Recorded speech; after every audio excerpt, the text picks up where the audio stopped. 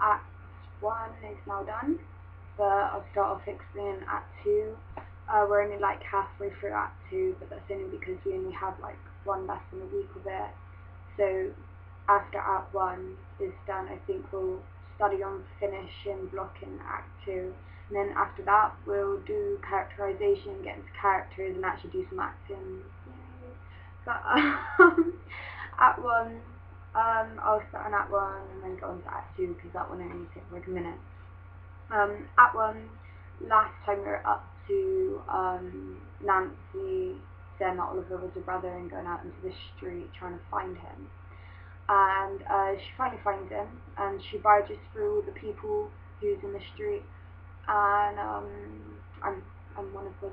And then she barges through me and Brad, and then she's like, "Oh, my brother, my poor sweet dear innocent brother, where may he be, gentlemen, where may he be?" How do I know that off by heart? Yeah, she does that, and then she's like really sad, and she's the actual real convincing character trying to look for her brother, and then we're all convinced by him.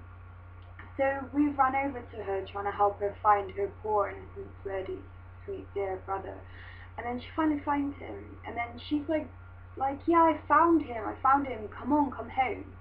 And then he's like, "No, what are you doing?" Because obviously he's like, "What is going on?" And then because he's trying to get a better life by living with Mr. Brownlow, who's treating him well, he doesn't want to go back to them. But they didn't kind of realise that he's not really going to tell them. Like, yeah, that's what they're only scared of. That's the only reason they want him back. And Fagin only really wants him back because he wants the money and stuff. But then I kind of think Fagin has a little soft spot for him and can kind of like treat him like a son or whatever. But anyway, she kind of, yeah, Nancy, she finally finds Oliver, but then they're kind of arguing in the street, and everyone around them is like, "What is he doing? He's vile. Why has he run away from home?" Because she's like creating this crap story, but it's so convincing, and they're just falling for it, and then they're telling him to go home and what are you doing and stuff like that.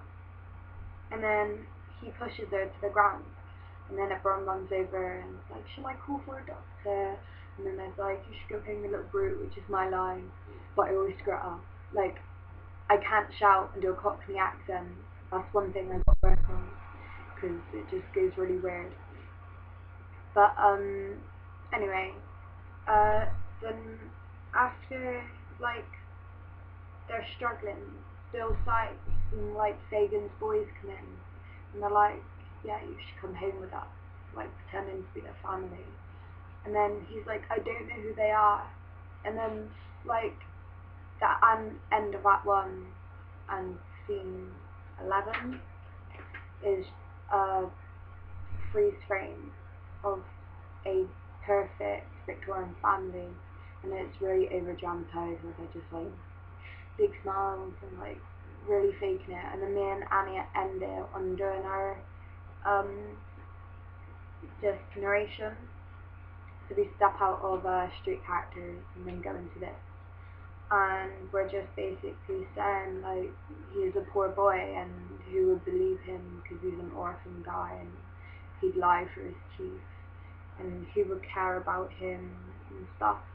So that's kind of the end of Act 1. So we'll be going on to Act 2 next lesson. Yay! And then Act 2 we're kind of halfway through.